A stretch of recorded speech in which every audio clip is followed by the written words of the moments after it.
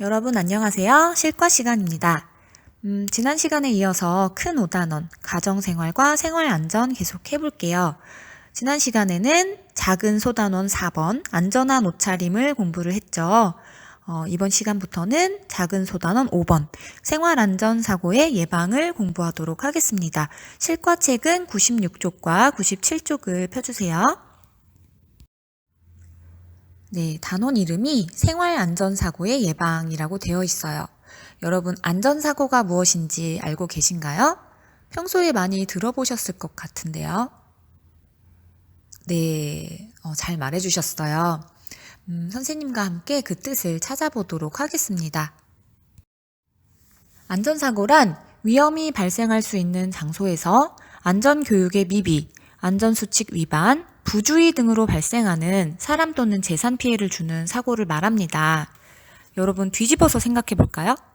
안전교육을 제대로 받았더라면, 안전수칙을 지켰더라면, 우리가 주의했더라면 발생하지 않았을 사고를 뜻하기도 해요. 미리 충분히 준비하고 대비했더라면 피할 수 있었다는 뜻이 되겠죠. 우리 실과책에서 말하고 있는 안전사고는 생활안전사고를 말해요. 그러면 그 장소, 위험이 발생하는 그 장소가 생활 속에 있는 장소들인 건데요. 여러분의 생활 장소에는 어디가 있을까요? 선생님이 한번 생각해 봤어요.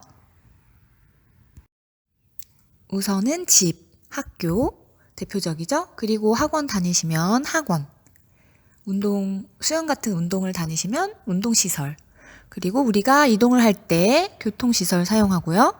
등굣길, 하굣길도 다 생활 장소가 될 수 있어요. 자주 놀러 가시는 공원이나 놀이터도 생활 장소고요. 여러분들이 가족들과 자주 가는 곳들, 마트라든가 백화점, 이런 곳들도 다 생활 장소가 될 수 있습니다. 이러한 여러분의 생활 장소에서 생기는 안전사고를 생활안전사고라고 하는데요. 위험한 행동을 해서 다칠 뻔한 경험들이 여러분들도 있으실 거예요.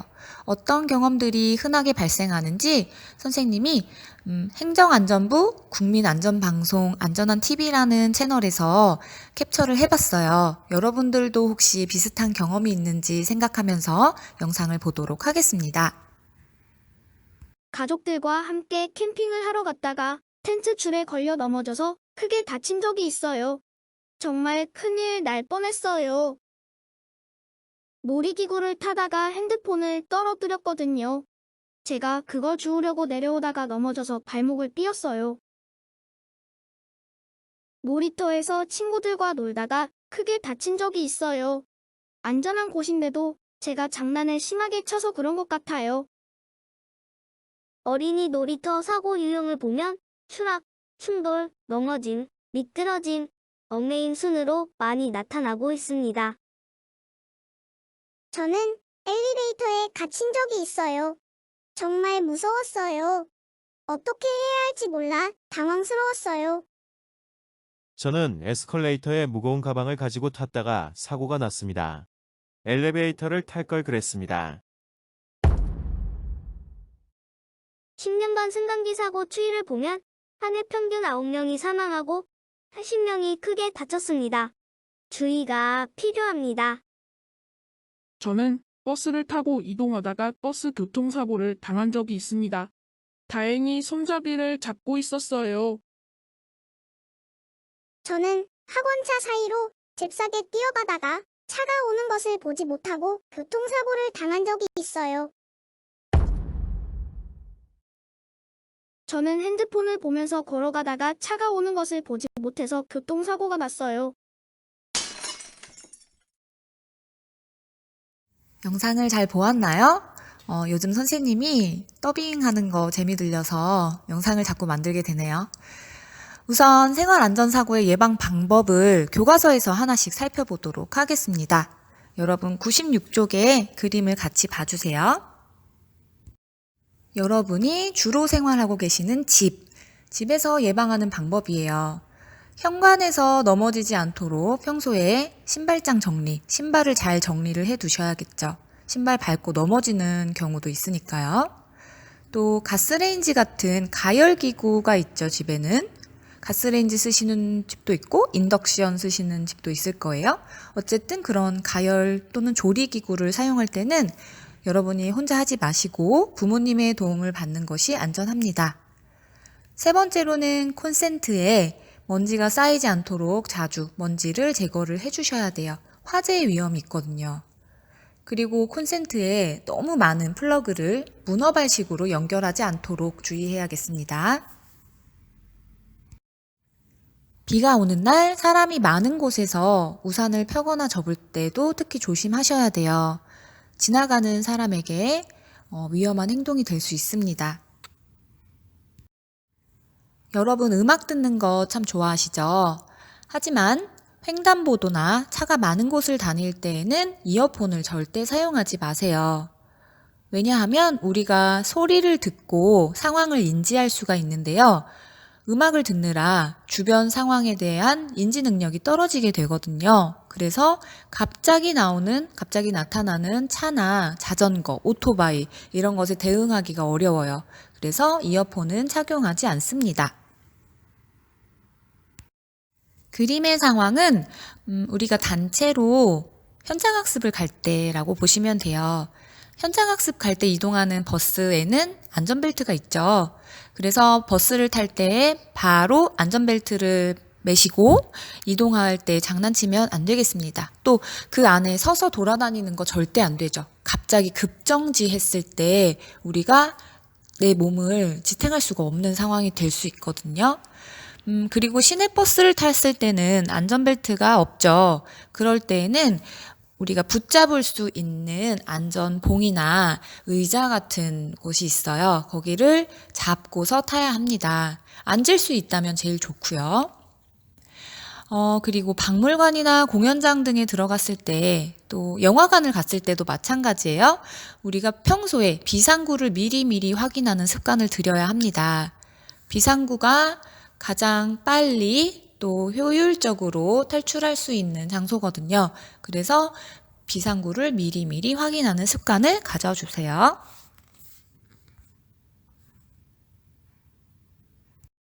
여러분의 생활 공간 중 두 번째로 많이 생활하시는 곳이죠? 학교예요.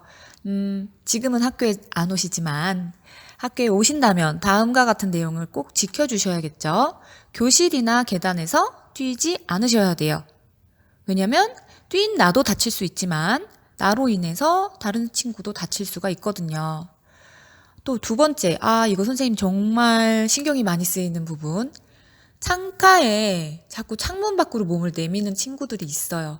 창틀에 앉아서 창문 밖으로 몸을 내민다. 이거는 어떤 위험이 있죠? 떨어질 수 있는 위험이 있죠. 절대로 하셔서 안 되는 행동입니다. 세 번째로 급식 시간에 주의할 점. 음식물이 당연히 따뜻하게 제공되니까 뜨겁죠. 뜨거운 음식물에 손을 대일 수도 있고 또 식판 모서리에 여러분이 부딪힐 수 있기 때문에 이동할 때도 주의하셔야 돼요. 그리고 지금 코로나19 상황이기 때문에 만약에 학교에 등교 개학을 시작한다 하더라도 급식실에서는 서로 안전한 거리를 유지하셔야 되고요. 서로 대화도 나누시면 안 돼요.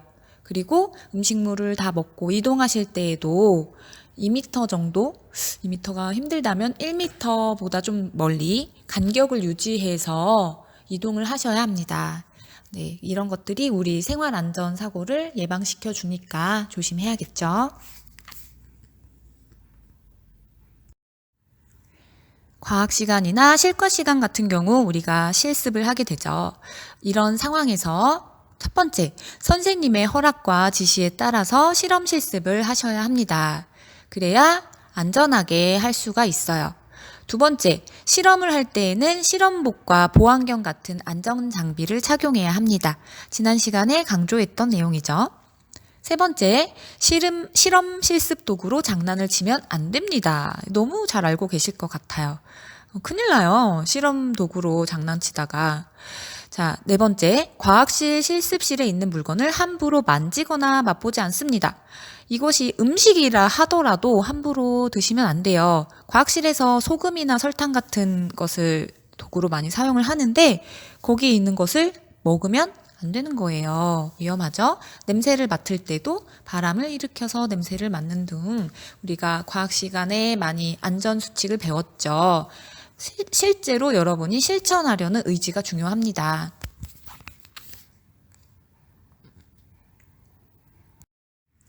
등하굣길 상황이 나오네요. 여러분의 생활안전사고 예방을 위해서 길을 걸을 때에는 휴대전화를 사용하지 마셔야 합니다. 선생님 다 알고 있어요. 여러분 게임 엄청 좋아하죠? 동영상도 많이 보시고 틱톡 하는 것도 알고 있어요. 하지만 이런 것들은 어디에서? 안전한 곳에서. 시간은 정해진 시간만큼만 하셔야 해요. 여러분의 취미생활이라고 할 수 있겠지만 과도하게 하면 우리의 건강을 해치고 있는 걸 알고 계시죠? 그런데 우리의 건강 해치는 것 플러스 사고까지 난다면 큰일이 나겠어요. 그래서 특히 길 갈 때 핸드폰 쳐다보지 마세요. 지나가는 차나 이어폰 쓰지 말라는 것과 비슷한 맥락이에요.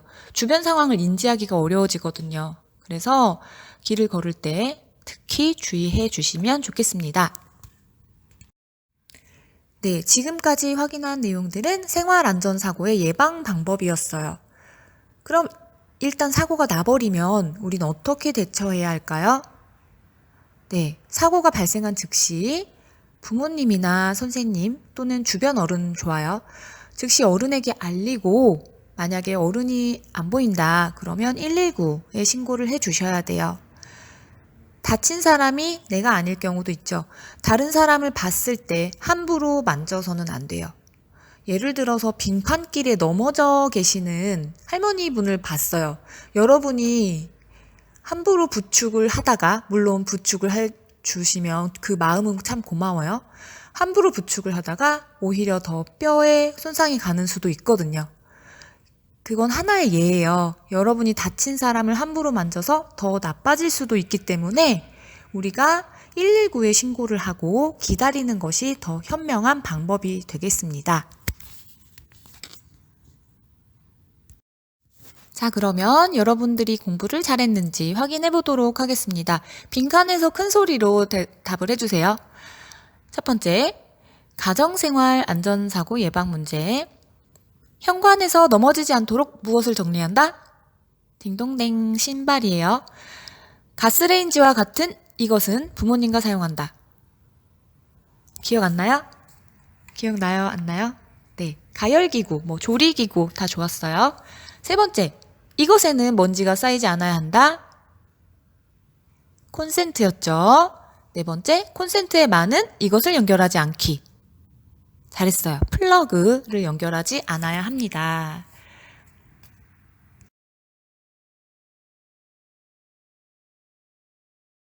자, 다음으로 학교생활 안전사고 예방 문제입니다. 자, 여기나 여기에서 뛰지 않아야 합니다. 어딜까요? 맞았어요. 교실, 복도, 계단 다 맞아요. 뛰면 안 돼요. 화장실에서도 뛰지 마세요. 그 다음, 이곳 밖으로 몸을 내밀거나 기대지 않아야 합니다. 잘했어요. 창문입니다. 창문 밖으로 위험해요. 급식 시간에는 뜨거운 음식물에 이것을 입을 수 있죠? 맞았어요. 화상 입을 수 있어서 조심해야 돼요. 그리고 이제 급식판 들고 다니다가 모서리에 앞에 사람 찍을 수도 있고 뒤에 사람이 나한테 음식물을 엎을 수도 있어요. 정말 급식실에서 우리가 조심하지 않으면 위험한 상황이 많이 생깁니다.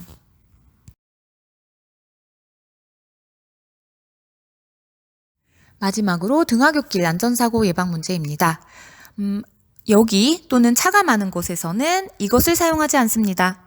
여기가 어딜까요?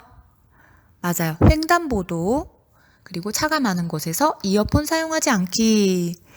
횡단보도인데 신호등도 있는데 왜요? 할 수 있지만 우리나라는 이제 우회전 차량들은 신호등과 관계없이 많이 들어오잖아요. 그래서 우회전 차량에 우리가 횡단보도에서도 사고가 날 수 있어요. 그리고 모든 운전자가 신호를 준수하는 것이 아니에요. 그래서 우리가 항상 우리 몸을 지켜야 된다는 마음으로 더 조심을 해야 되는 거죠. 다음, 길을 걸을 때에는 이거 쓰지 말라고 했어요. 엄청 강조했죠? 네, 핸드폰, 휴대전화 사용하지 마시고요. 세 번째, 버스를 탔을 때는 무엇을 맨다? 안전띠를 맨다. 잘했어요. 부모님 차를 탔을 때도 뒷좌석에서도 안전띠를 꼭 매주세요.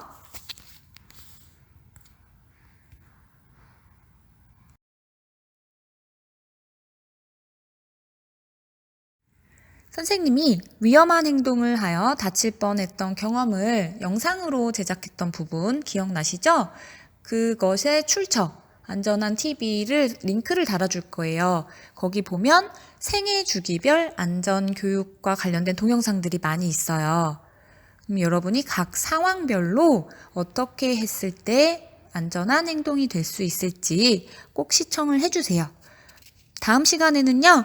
98쪽 안전신문 만들기와 계속 쭉쭉 나가서 101쪽 스스로 마무리하기까지 하겠습니다. 네, 이번 시간 수고하셨습니다.